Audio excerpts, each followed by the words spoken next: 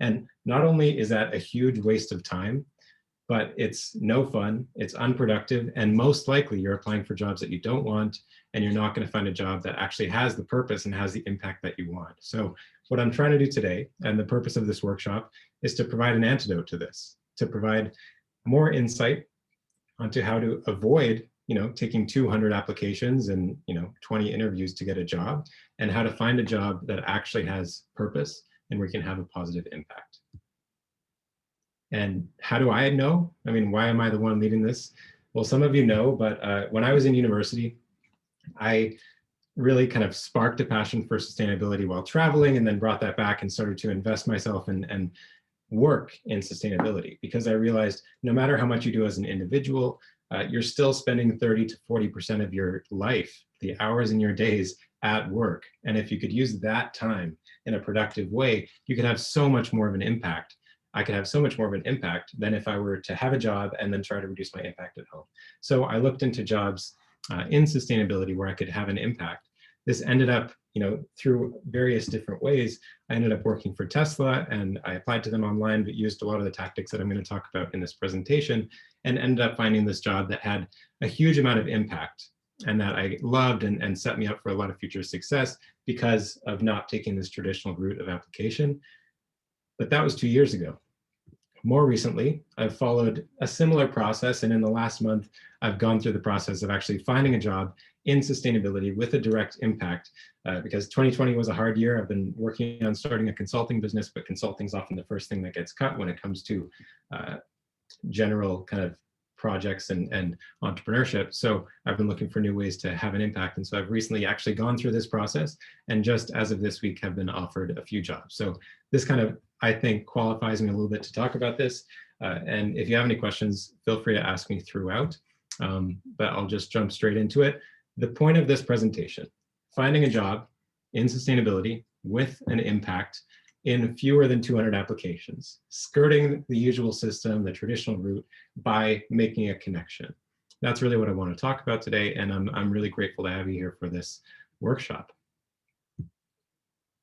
So diving in, we're going to talk about context. I want to explain a little bit about the business world and how we got to this point. I know you've immersed yourselves in it today, but just a quick refresher on how sustainability integrated itself with business, because I find it provides a lot of context for how you can find a job in a particular aspect of sustainability that matters to you and where you can have a positive impact. Then we're going to get into some career paths for BComs, for people coming out of JMSP, and case studies, a lot of them who went to JMSP and a lot of them from other schools in Montreal, demonstrating these different career paths, talking about what the day in the life looks like and things like that.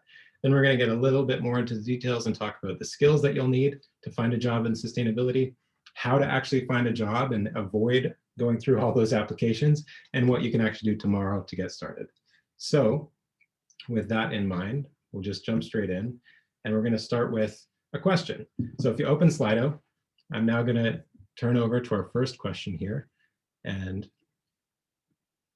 that is true or false. Over 50,000 Canadians spend 50% or more of their time on activities related to ES and G sustainability, economic, social, environmental sustainability. True or false?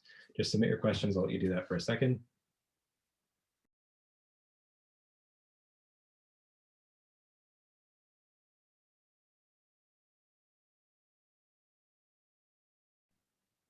Okay, so answers so far coming in. We got 14, 15 answers, many people leaning towards false.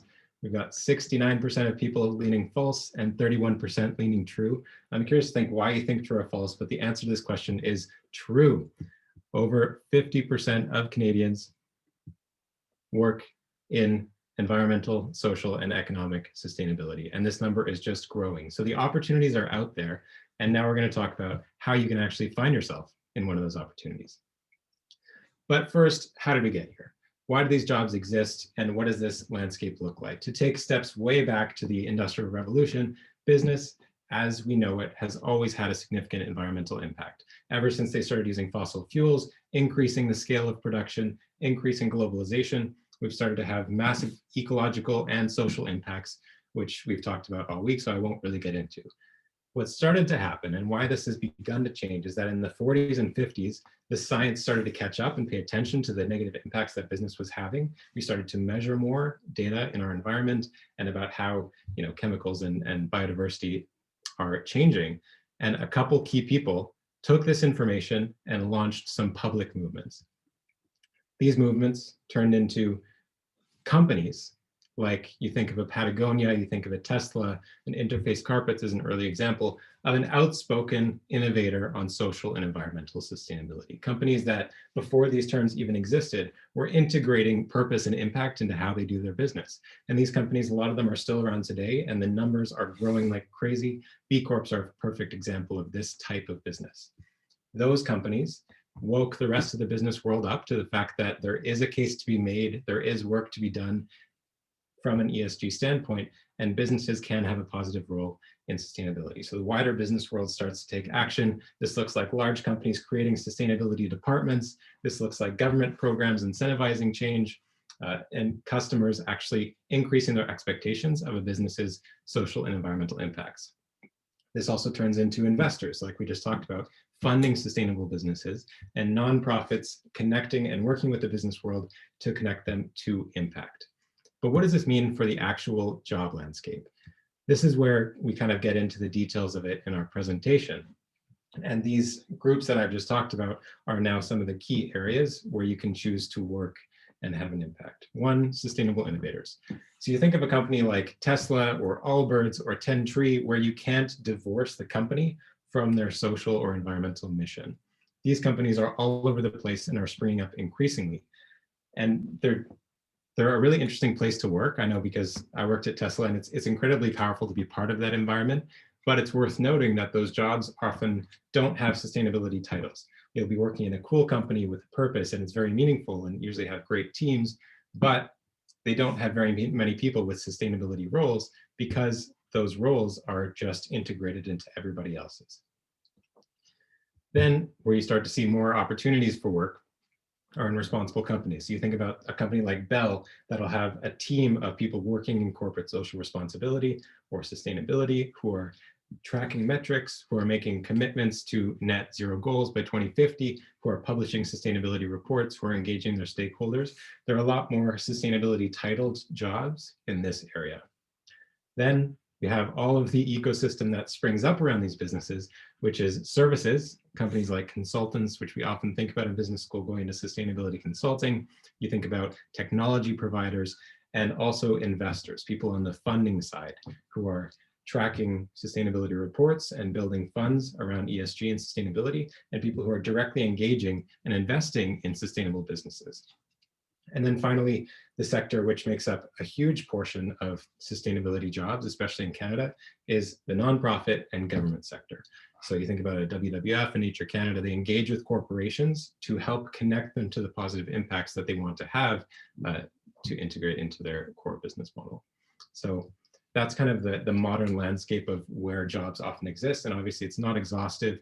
There are omissions, but this is a good simple framework for thinking about how you could potentially channel yourself in your career.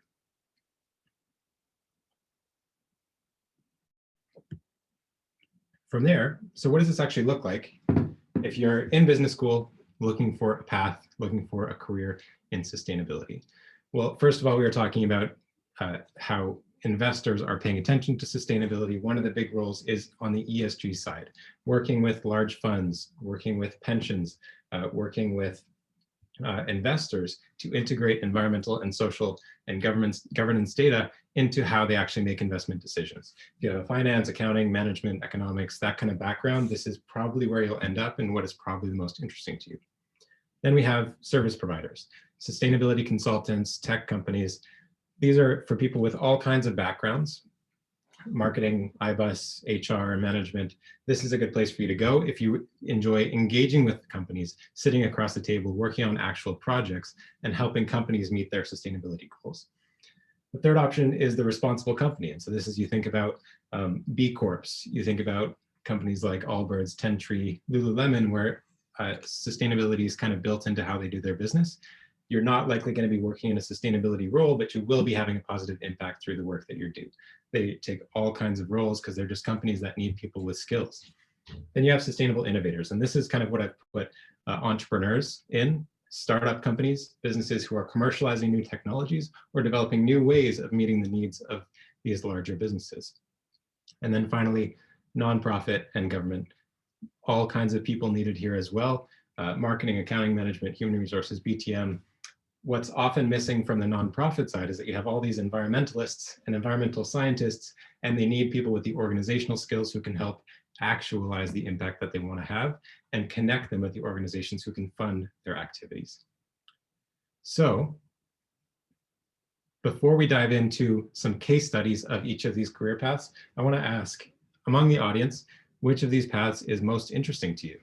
Like who is leaning which way in this audience? And ESG services, working in a company, innovators, nonprofits, which way do you lean? Which way do you want to go? What's most appealing to you? If you're already working, which area do you work in?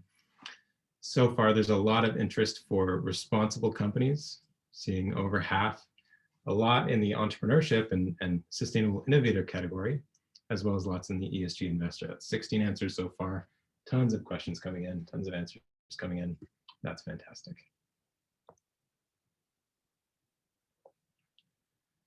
Yeah, huge amount of people wanting to work in those leadership companies, those companies who you think about when you think about a sustainable business. Of course, that's who you want to be a part of, and that's really, really cool. Only 5% in the nonprofit and government space. Don't devalue it. There's definitely a lot of interesting work and value to be made there. A lot of people want to work in consulting and tech, 14%, 14% for ESG, 24% for innovators, but most for sustainable companies, responsible companies. That's really cool to see. Okay, so let's talk about what do these jobs actually look like. If you're wanting to work in these particular fields, pay attention because I've got an example from each of those 5 categories that I just talked about, and I'll dive straight into them. Try not to spend too much time on each one, but there are definitely some interesting people here. So first of all is David, who is actually a panelist on the economic panel.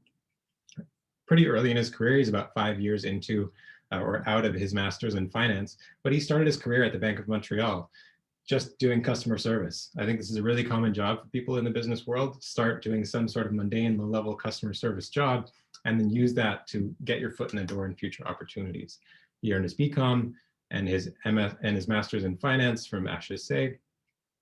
And then his first job moving towards investing and ESG was with National Bank Direct Brokerage. He was just an investment agent. Like he said, he wasn't doing too much related to sustainability, but his interest and his passion was starting to pull him towards socially responsible investing and ESG. So he jumped from there into actual SRI consulting roles, using his background, having an experience in the sector, not sustainability related experience, but that specific experience plus his interest pulled him into jobs where he could actually start having that impact.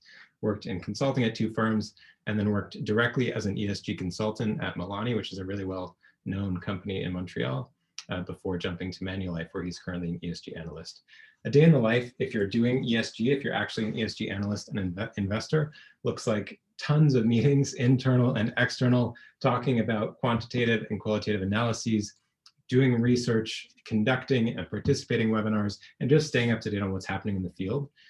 He constantly supports investment teams, integrates ESG factors in their investment process. So he's actually working with other parts of Manulife's investment practice and helping them integrate those social and environmental and governance factors in their investing decision. And I can tell you, all of the biggest investors have been looking at ESG for quite a long time and are integrating it far beyond what you probably expect at a high level.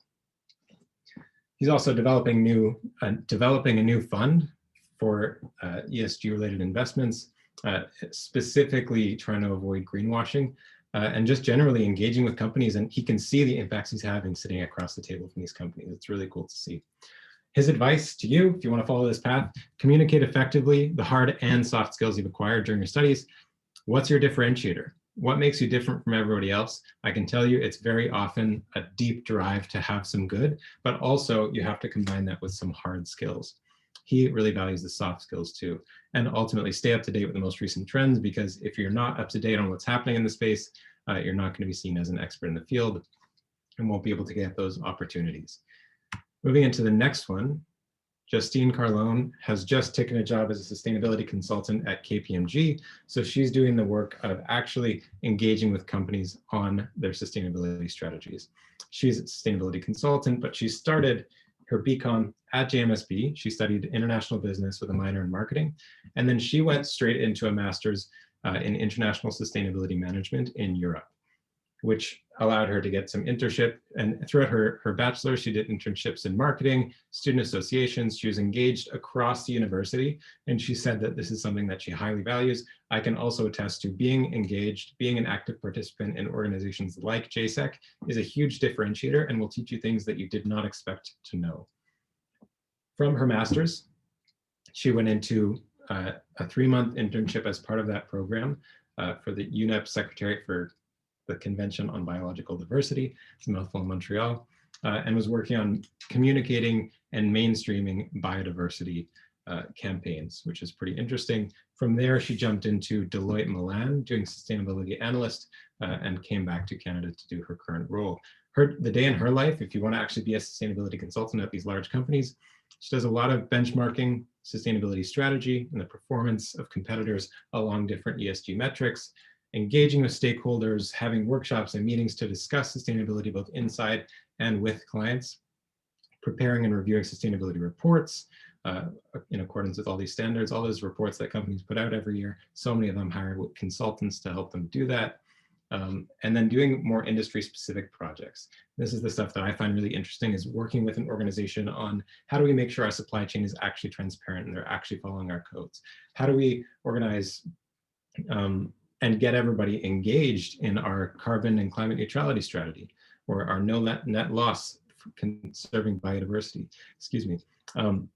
Actually creating these campaigns and making sure that they're successful is one of the interesting parts of being a sustainability consultant. Her advice, it won't be easy starting just out of university. In Canada, employers value experience more than a post-grad diploma.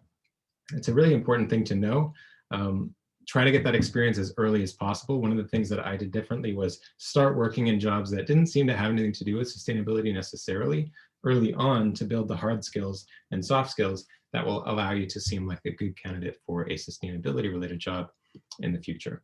And then finally, know what your interest is and connect with people from that sector on LinkedIn. This is something that we'll be talking about later. Just reach out to people who have jobs that you think you want and chat with them and hear about that and learn about what their world looks like, so that you know, one, whether you want to go that way, and two, what it will be like when you get there and how to get there. The third example, talking to those 44% of you who want to work for a company that is sustainable, that has sustainability integrated, is Helena Torresan. She's been involved with JSEC for a while, since I was on JSEC, and she joined what was then Balico, which is a B Corp based in Montreal, as a sustainable marketing manager. And they were hiring for a marketing manager, and she ended up building the sustainability onto her role because it was such a big part of how this company operates. She got her BCom from JMSB and IBUS, and she also took sociology. Then she did a 3-month internship through the Sustainable Internship Program. Take advantage of those programs because they are useful. She was working with Bombardier to ensure that their future products and their future strategies were sustainable. And then throughout all this time, and so this was before she took her job, obviously, with the Unscented company, throughout all this time, she was volunteering for sustainability-focused organizations, both inside and outside school. So Nove and then Catalytic, who organized events with other professionals. And this is something that she really encourages as well. Reach out to organizations that actually work with professionals beyond the university, because you can kind of get locked in that bubble. A day in her life, very interesting if you're interested in being part of a company that has sustainability fully integrated. She's ensuring that every product, every communication that they put out, it matches up with the DNA of the brand and is coherent across all these channels. She creates content. She works with content creators like photographers, videographers, writers that's relevant and inspires people to live a more sustainable lifestyle. She constantly works to ensure they're on track with their sustainability objectives. So they are a certified B Corporation. If you're a B Corp, you have to recertify every 2 years. So they want to make sure that they're in line with all of the things that they set out when they got certified, and that they continue to increase their score as time goes on. And she manages people, coordinates with people outside the business on marketing initiatives. And they also take a lot of time to reflect on future products, future packaging. Where will sustainability be in 5 years? Will this packaging still be responsible, ethical, and is it in line with the mission of who they are as a company? Really interesting work, getting really deep into those sustainability questions. Her advice is not so much to go for sustainability related jobs, but to be an entrepreneur in the organization. Regardless of your role, share your ideas, talk about environmental concerns, social concerns.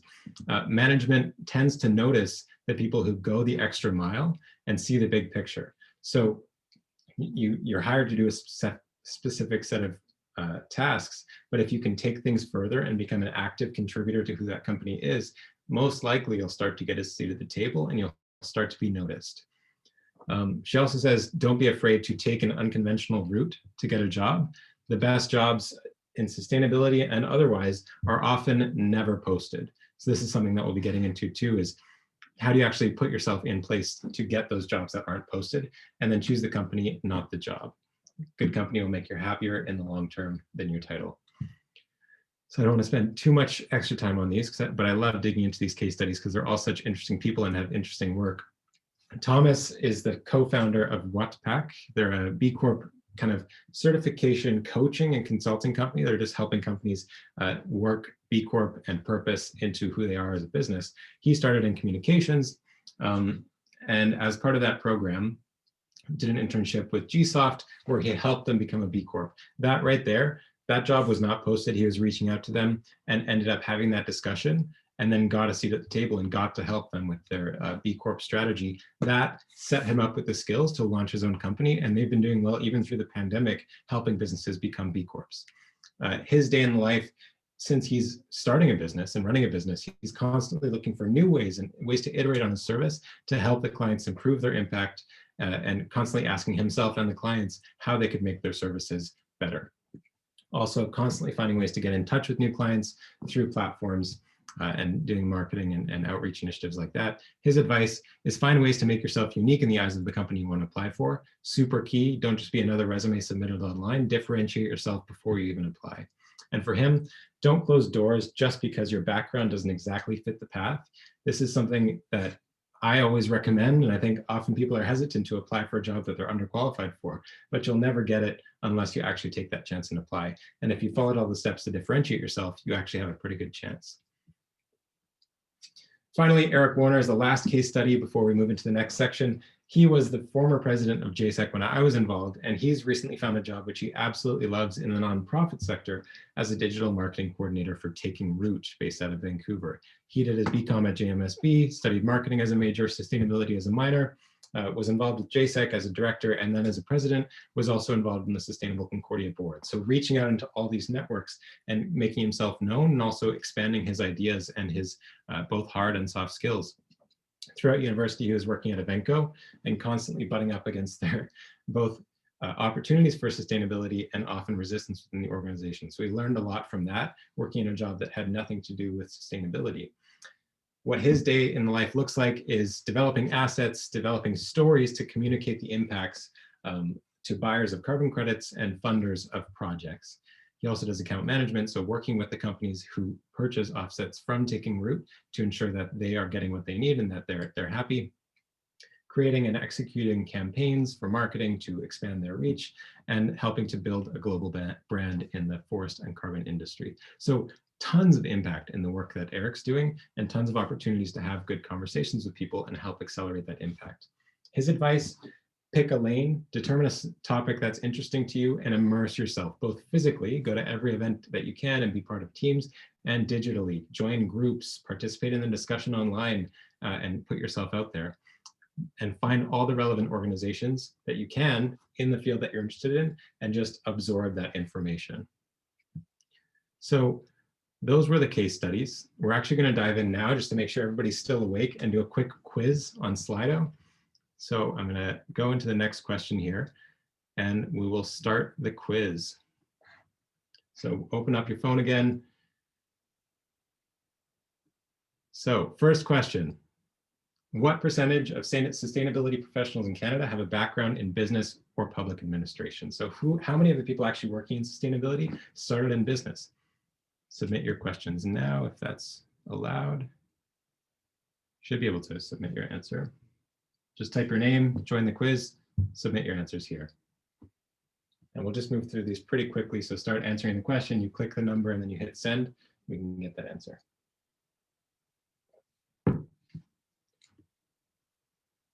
Okay. Next question. So this one, a lot of people answered 32, and that's the right answer. All right, let me switch my screen share here.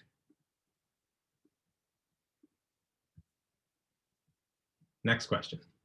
What percentage of sustainability professionals work in the private sector as opposed to government or nonprofit? How many people are actually working in businesses and organizations relative to government or nonprofit? Interesting question, interesting question. Got 13 responses, 17 responses, keep them coming. I'm gonna end this question soon. So half people said half of the people working were in the private sector, and a couple other answers, and you are all correct. So good answers on that one. Some smart people in this audience. So next and last, what's the starting salary of the sustainability specialist in Canada? This is somebody entry-level career working in sustainability. Where do you think they start? Keep those answers coming.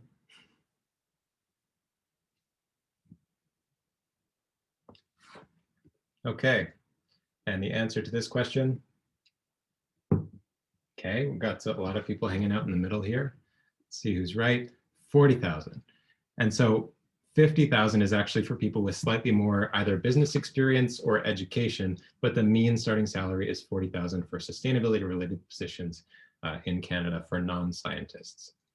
So leaderboard, Marcus, kudos, getting 3 out of 3. Same with Francois, 3 out of 3. Great job to everybody else. Thanks for participating. Okay, so back to the slides. So now we've talked about how did we get to this point? Why are these jobs the jobs that are there? And what are some examples of people working in these different career paths? Now let's talk about if you want a job here, how do you actually get that job? So looking at skills, both to develop in yourself and to demonstrate, interpersonal skills are huge. And this combines with interdisciplinary thinking. But if you think about sustainability and how many massive, all these different perspectives that people can have on sustainability. Some people believe climate change isn't real. Some people believe we need to act right now, urgently. Some people think business should have an answer. Some people think business isn't really the organization or the thing that should solve these problems. You have to be able to navigate all these and get people on your team and get people to believe in what you're doing, regardless of where they stand. So the ability to make connections, to build relationships, and to get people on your side is really, really important. Also, an important thing to note is that non-sustainability skills can't be undervalued here. You're all studying something that's not sustainability, probably. You're at JMSB, you're studying business, you're studying accounting, finance, marketing, international business. These sets of skills, don't forget about them, demonstrate them and develop them. And if you're the type of person who wants to work in a business that has an impact and that has it integrated into who they are, you'll be hired for those skills, not for your sustainability skills. And then you'll get to work in both and flex both muscles. So that's an important thing to know. Talking about how you actually get these jobs. So I started this presentation by talking about how the average person applies to 200 jobs before they actually get one, which is just utterly ridiculous. Talk to anybody who seems to have an idea of the issues at hand and the impact that they want to have and who you see as a competent person, and they're not following this path. What they're going to do is actively participate in university and beyond university, be involved in organizations, be attending events, be meeting people as much as possible. This will help you to structure and share your thoughts. If you have an idea about what impacts matter most to you, what aspects of sustainability matter most to you, write them out, continue to develop them, and practice communicating these ideas to people on the other side of the table. What will help you do this significantly is seeking out informational interviews. I know people say this all the time, and it's kind of boring advice, but find somebody in a job that you want and send them a message. Just do it, you will not regret it.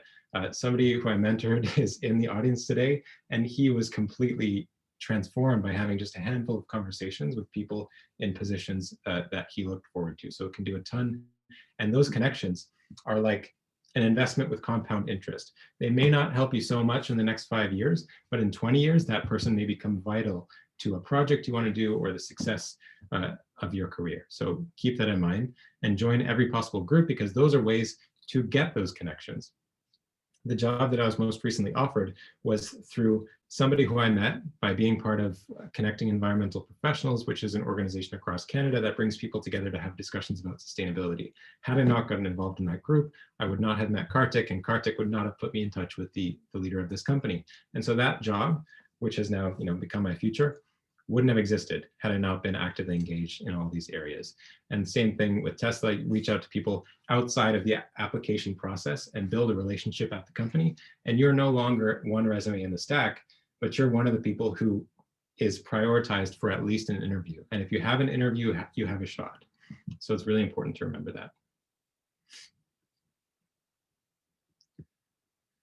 So quick tips, diving into more when you're actually going through the application process. You've picked a company, you've picked a role, you've reached out to people at that company and tried to build some sort of a connection. What do you actually do to have a successful application?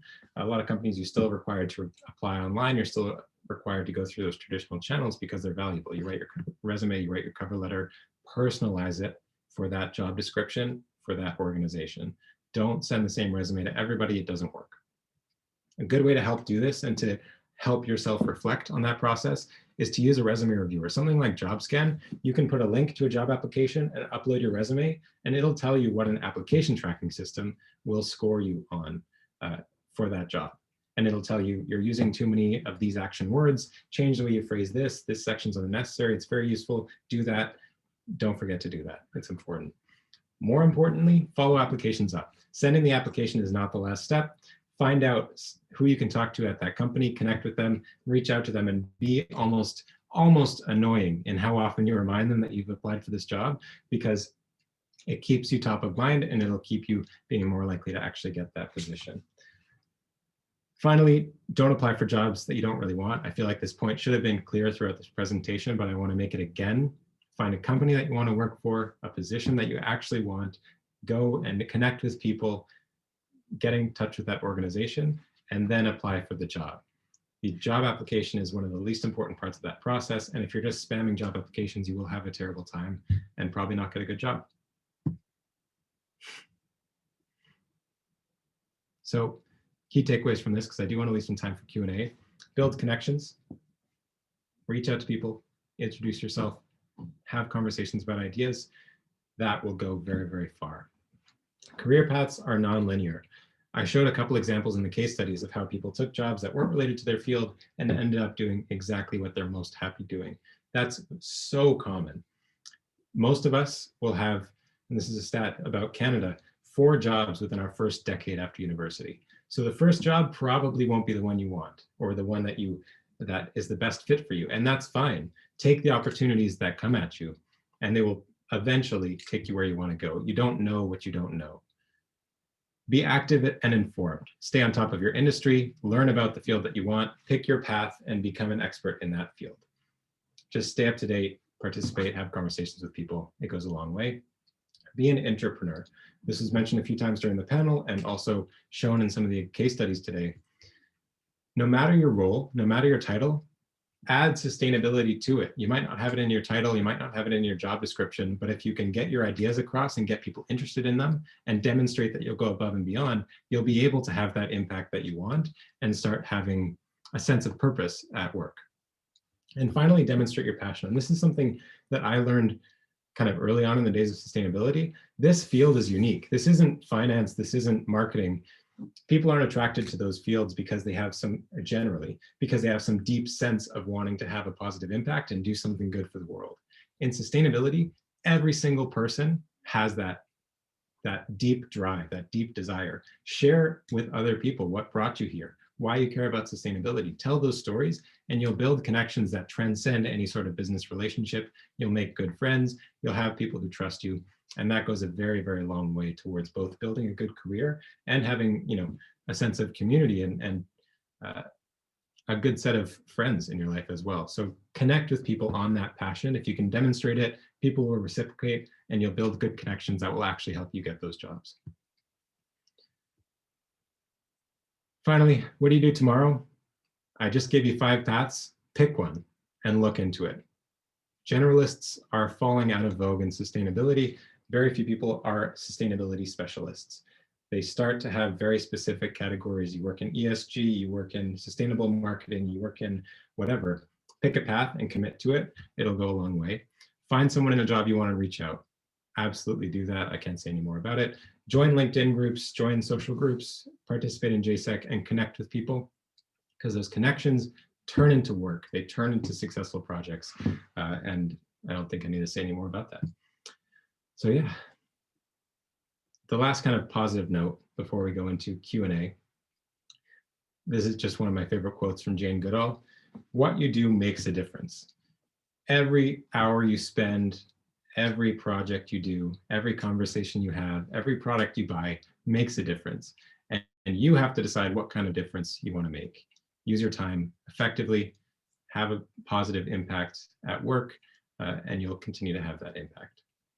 So on that, we can go into Q&A, and I'll start answering some questions. So I've got lots here, 4 so far, some upvotes. If you have any questions, submit them now. We got about 5 minutes, so I'll try to go pretty quick. What was it like working for Tesla? Did it live up to the hype? So it was really interesting for a lot of reasons. I'm actually going to stop my screen share now. One of the reasons I really wanted to go to Tesla was because I don't see the option to close my screen share here. But anyway, it's because I wanted to be part of an organization that had built impact into their DNA, where every part of the job had something to do with having a positive impact on accelerating that transition to sustainable energy. That was true. What I also learned was that the job itself, the job I was doing, was marketing. We were hosting events, we were doing digital campaigns. It didn't have so much to do with sustainability. There's more than one reason people buy a Tesla. And if you have that desire to have a positive impact, it's very great. It keeps you motivated at work, and it connected me with the other employees because there was a real sense of purpose and shared purpose. But the job itself had very little to do with sustainability. So in a lot of ways, it lived up to the hype. In a lot of ways, I learned that I wanted to have a more direct impact with my work, which is why I started my company. What are some of the things you think JMSP can change to better prepare students to go into a sustainability career? Good question. I think there should be a lot more integration of sustainability in the curriculum, in the courses, but ultimately, my experience at university was that I learned way more by being involved in case competitions, by being involved in JSEC, by having jobs in completely unrelated things throughout my career. I worked in the business world in marketing, in operations. I was an accountant for a while, and all this stuff taught me probably more than I learned in class. So be proactive as an individual. You know, take those steps at university, but go beyond university. As a social science student amongst many business students, how do I compete? Would I be pigeonholed into the NGO path, and what can I do to upskill myself? No, I think business, I've been catering my presentation to business people because that's who most of this audience is, but people from all kinds of careers work their way into sustainability. Chances are, if you're coming from social science, you have a really, really good grasp on the issues, probably better than a lot of other people. NGOs are going to be a good path, government's going to be a good path, but businesses, and specifically in consulting, they need people with specific sets of skills who can dive deep into issues. So pick your path and work towards it. I answered the one about Tesla. Any recommended jobs in sustainability for introverted individuals? Yeah, I think there are lots, especially if you're working in a company that has purpose built into it. One of those sustainable innovators, you know, they're basically normal jobs at those companies. I would try to get out there and put yourself out there anyway. You can probably have a conversation with people one-on-one, and that's going to be the most valuable thing. And then the final question here from Evan, how do you feel employees can make an impact on social or environmental progress in companies where it may not be a priority? Be the entrepreneur, be the person who brings it up. I mean, Craig said this at the panel, if you really can't make an impact, if you just feel like a cog in a big machine, I advocate for this too, get out, leave and go find a company that will actually value you for that. It's going to do a lot more for you. It's going to do a lot more for the world. But I mean, take advantage of it. Your people generally in companies, in nonprofits, anywhere, respond to an idea. If you come to the table with an idea that you've put structure into, that you've put thought into, that could actually happen, most people will not turn it away. They'll at least have a discussion about it. So bring those ideas to the table. And that's the last question. If there are any more, that would be awesome. But I think I've also hit my time. Thank you very much, Lucas. Definitely was really interesting. I'm sure we all learned a lot. I'll personally definitely use your advices to find an internship.